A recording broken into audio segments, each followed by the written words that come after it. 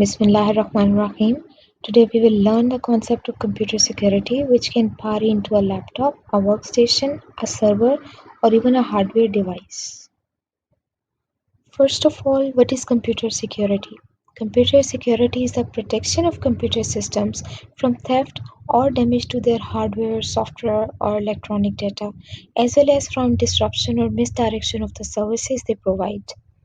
So, computer security can be defined as controls that are put in place to provide confidentiality, integrity, and availability for all components of computer systems.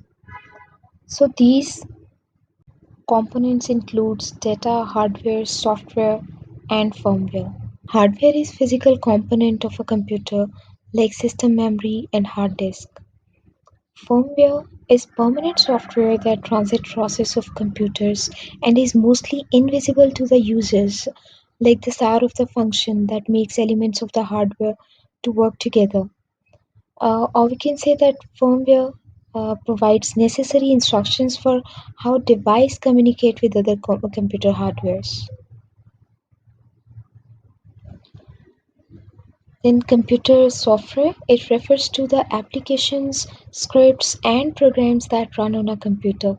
Or we can say it is a program or set of instructions that offer services to the users and administrator, like our games, our operating system, word processor, and internet. These all are the examples of computer software. Now we will talk about the goals of computer security. First is confidentiality. It means preventing the disclosure of information to unauthorized users. This requires implementing access restrictions to protect personal privacy and information. Next is data integrity. It means ensuring the accuracy and authenticity of data. Only authorized persons may edit data. Um, a failure of integrity could be, for example, allow a malicious attacker to redirect traffic from your website or to edit or delete the contents on your website. Third is availability. Authorized users should have reliable access to information when they need it. This often requires collaboration between departments such as development teams, network operators, and management. An example of a common threat to availability is a denial of service attack, where an attacker overloads or crashes a server to prevent users from accessing a website. Next is control. It is an important goal as the protection comes from control of technical, physical, and procedural choices that limits access to the computer components. Last but not the least is audit. We need to monitor log files to ensure smooth working of our system. So, when we work in a computer technology, we need to keep our computer safe from the people who wish to do our organization harm, from the outside or inside. Now, it means looking at everything from security of physical machine for the safety of the operating system and hardware. One of the most important aspect of computer security is physical security. Physical security is controlling who gets access to a computer. Next is operating system security.